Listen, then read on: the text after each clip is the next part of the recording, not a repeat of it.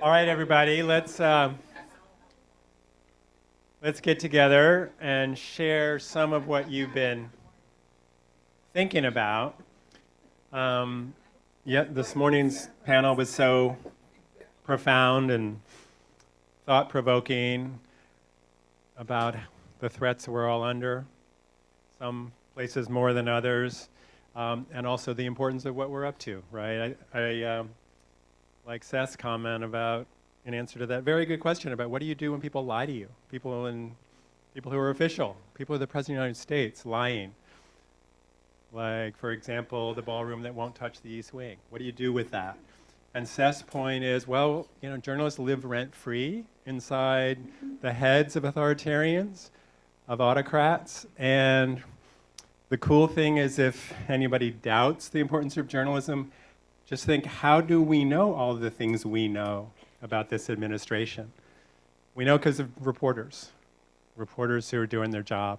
That old Marty Berrien line when he was editor of the Washington Post, and the idea was, we're at war with the media, said the Trump administration 1.0, and he said, no, we're not at war, we're at work.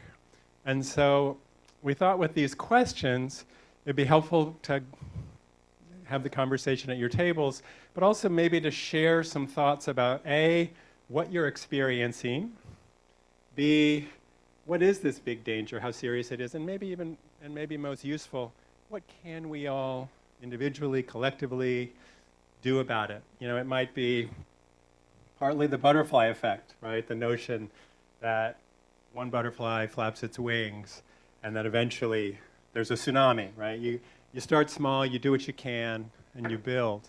So I thought what I'd do is start with the first question and just ask, who has an example of something that they have experienced? Your organization, you yourself.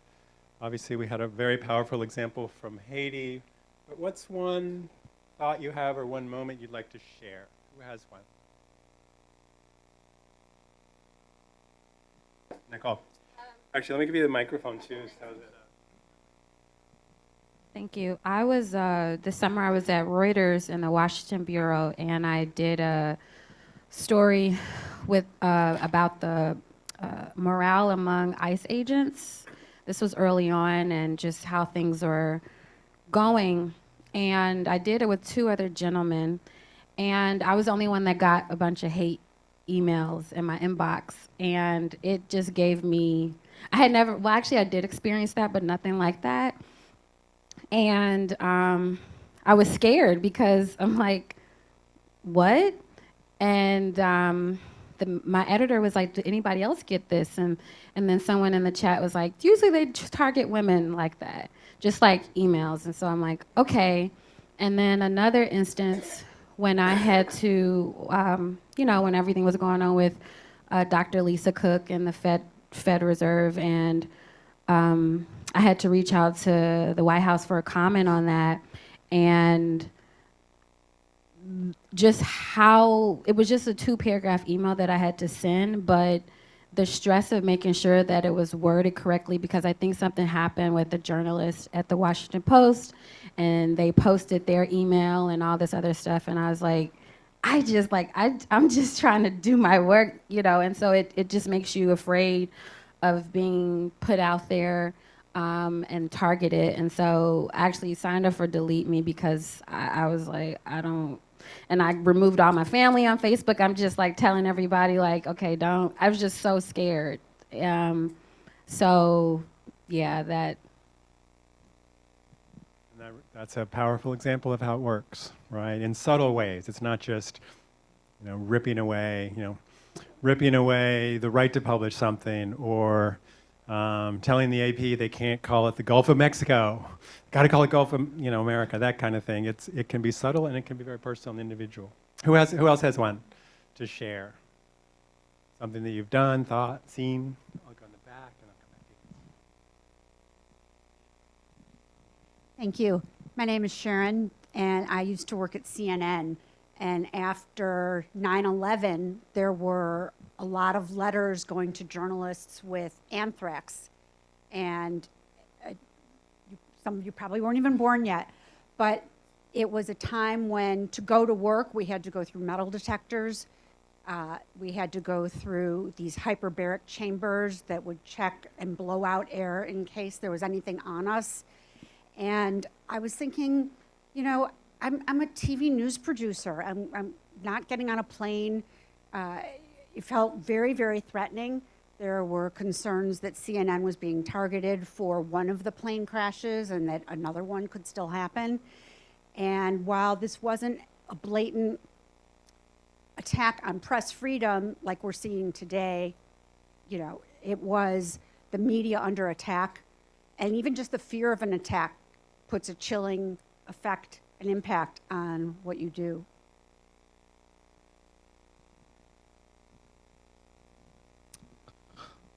Hi, Chris Casqueo.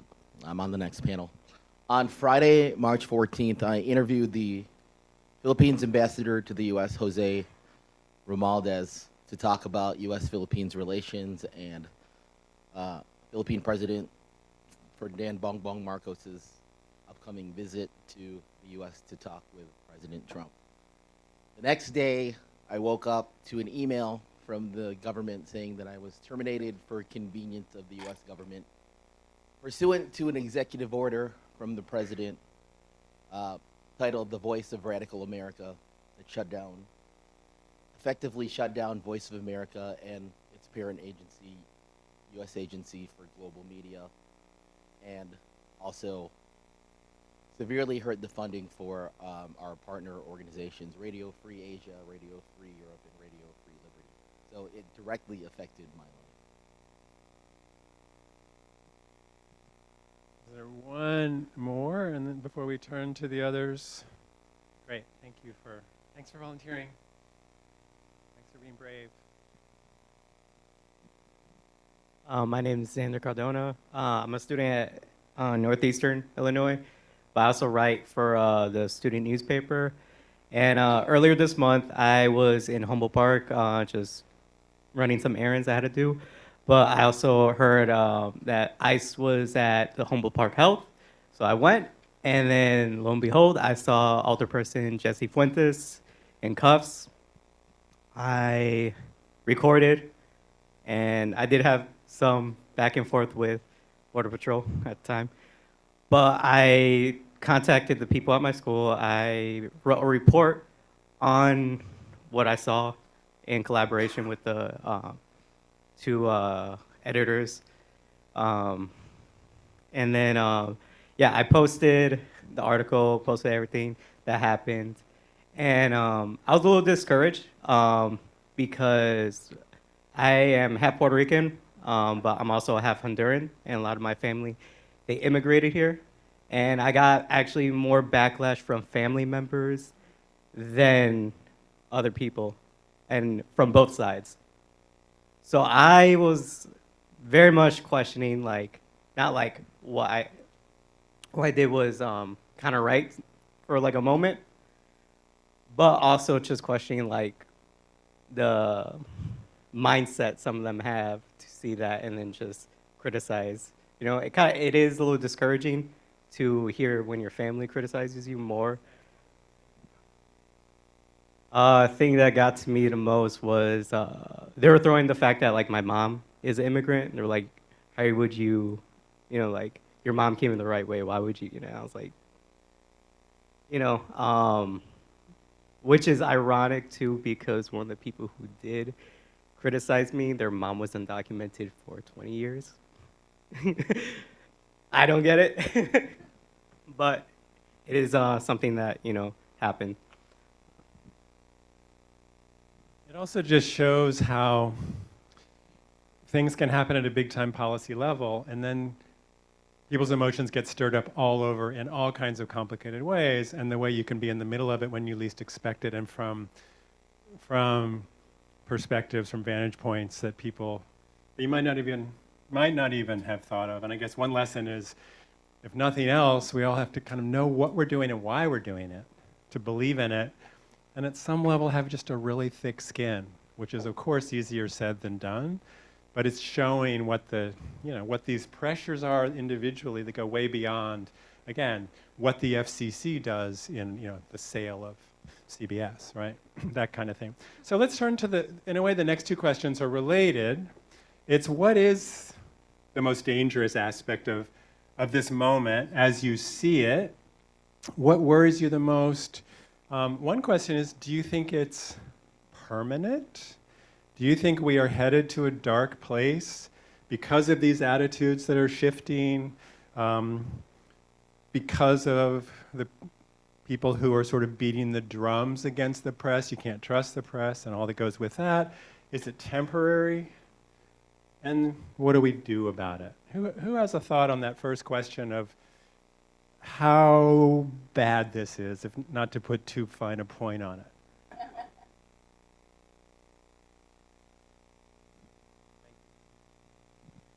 Hi, I'm Susan Thomas. I do not think this is permanent, but I do not believe we are going back in any way to what we once considered normal. And I think what's so key about having all these students here with us today is that we must forge a new way. And I think we're going to have a split. Those who are going to go with, corporate culture, and those who are going to reinvent. And it is beholden upon all of us, as Wendy said last night, to be educated and discerning in our how we consume information. But I think there's going to be a whole nother path, and it's going to be invented. So, as many people said, any thoughts on that new path?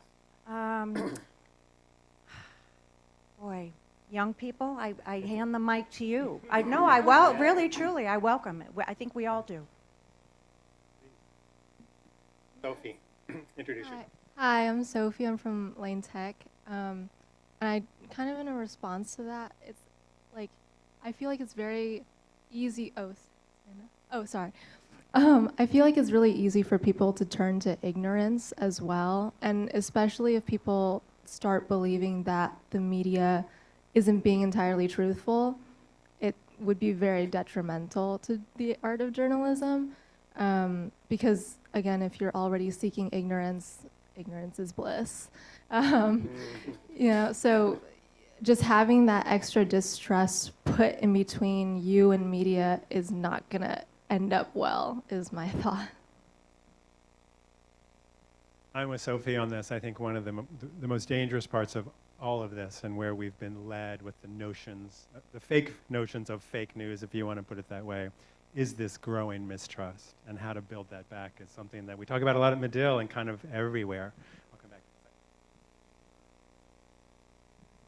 Hi, I'm Katie Fernandez. I work with Teach for Chicago Journalism here at Medill, and I know I'm preaching to the choir, but at our table we have high school students, Medill students, a recent Medill alum, and we talked about how education, we have to educate the next generation about the importance of journalism, about media literacy, how to question sources, how to tell what's AI and what's not, because maybe, my parents' generation isn't savable and what they're going to believe on Facebook, but I believe that the next generation with the right education and stuff, they can, and that's really hopeful to me to see these high school students and even younger like learning about journalism. In other words, save us. Save us from ourselves. There you go, Ryan. Hello, my name is Ryan. I'm the sports editor for the Taft newspaper that we have. Yeah, that thing right there. So to continue what Sophie said, well, in my own opinion, is that it's hard to truly trust the media and when they say things, because a lot of the media nowadays, they either choose a side, they either choose Republican, Democrat. It's hard to kind of form your own opinions when a lot of people are already so biased in their own ways. I do think this moment has brought on a rigor, and this is true in Trump 1.0, and people know they're going to be criticized, reporters. They're going to do everything they can to get it right, and even more right, just as Nicole was saying about getting that email perfectly. That part of it's not so bad if you can stick to the facts and not get corrections. Thanks so much. Hi, I'm William. I'm a student at Medill.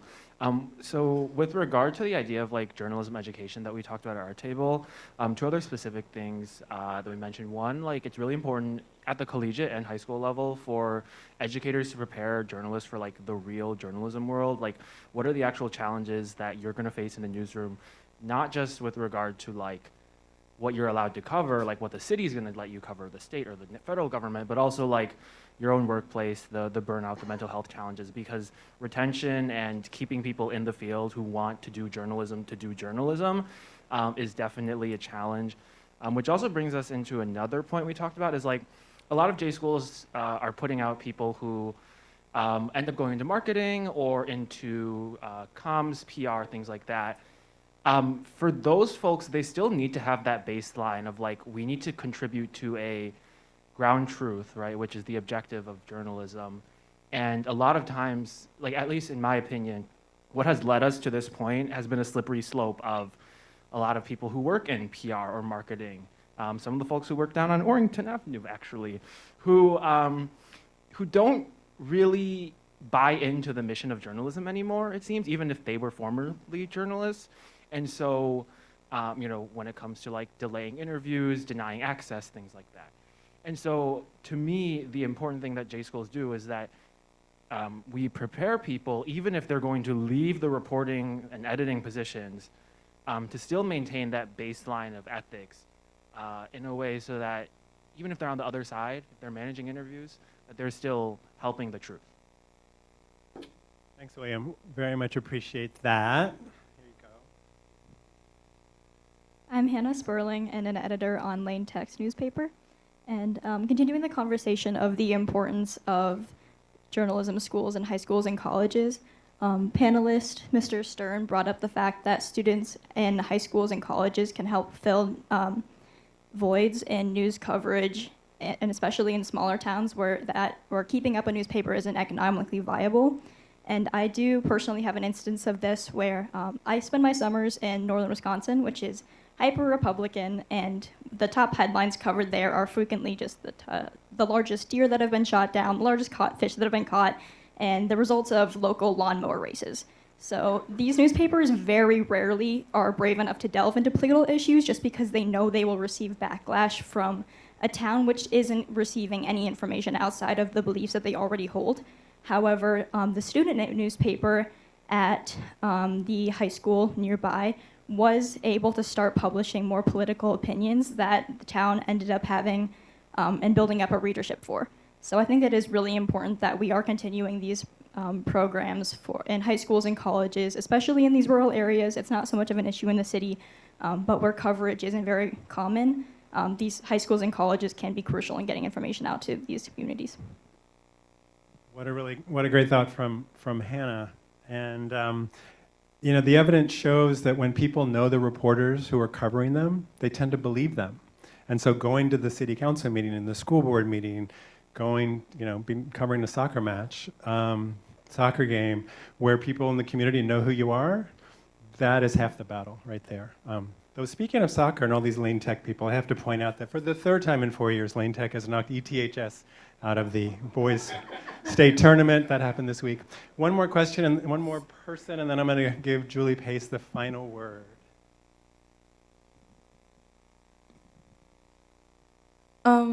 Hi, I'm Hayden. I'm my school's editor-in-chief. I'm with Taft. I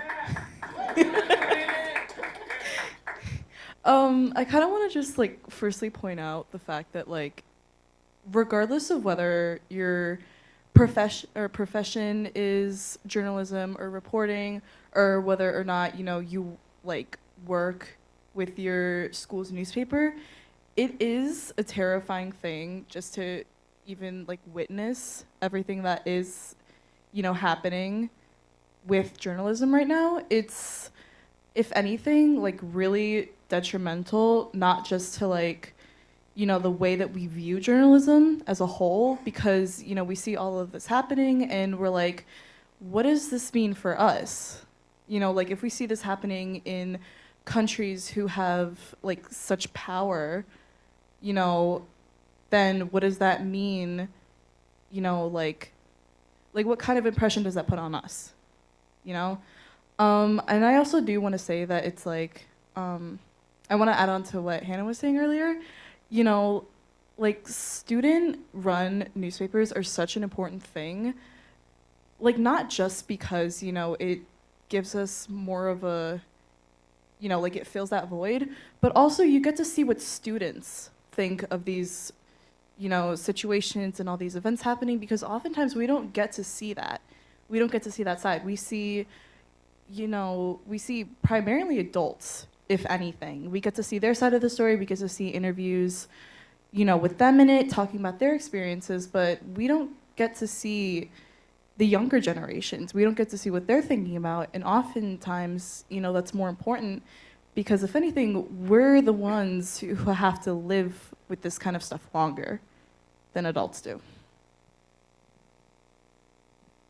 That is such an important point, and thinking about the great work that high school papers do all over the country and those voices that emerge.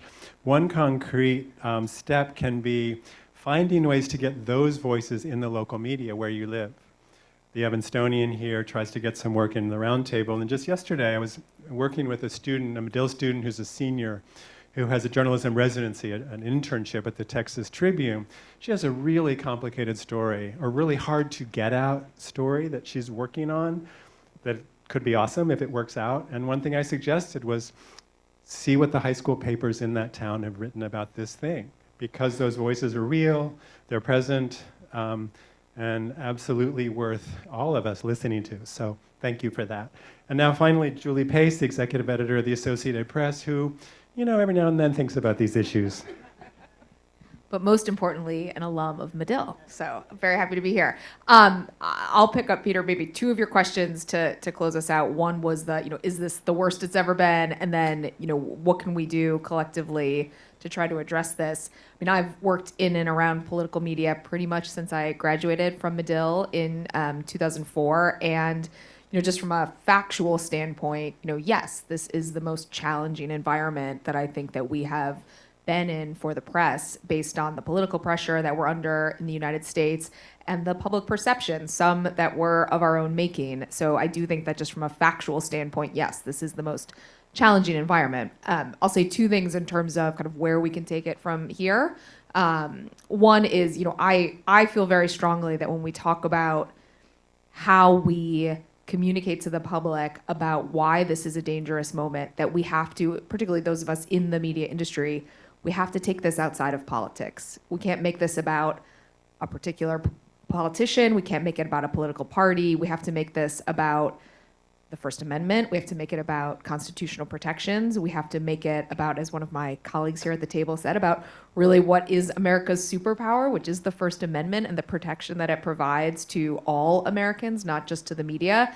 And the more we make this about politics, I think the harder it is to really reach a lot of people, and I do feel strongly about that. Optimistically, though, you know, I turned my table into a little focus group, as I tend to do, and I heard from our three high school students here something that I am increasingly hearing from a lot of young people that does leave me optimistic. I think a lot of young people recognize that they are being inundated with misinformation. I think a lot of young people recognize that the sources that are being fed to them all the time are not always giving them the full picture.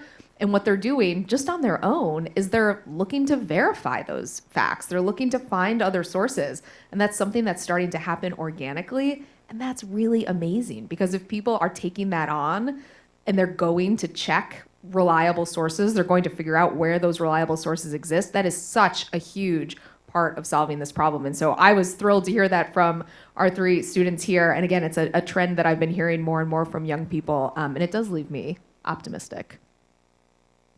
Here's to optimism. We got to have it.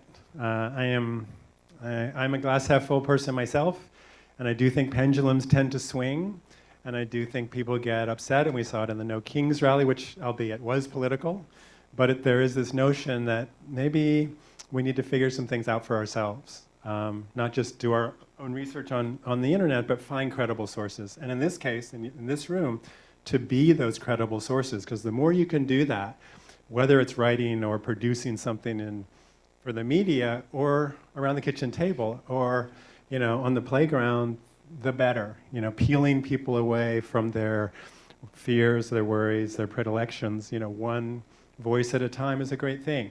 I think this is a moment where unlike, I think, probably when Julie started and Charles and Louise and Karen and others of us in this room, there's a certain courage involved in being a reporter that wasn't really true before. The stakes have become higher, and so have some of the risks.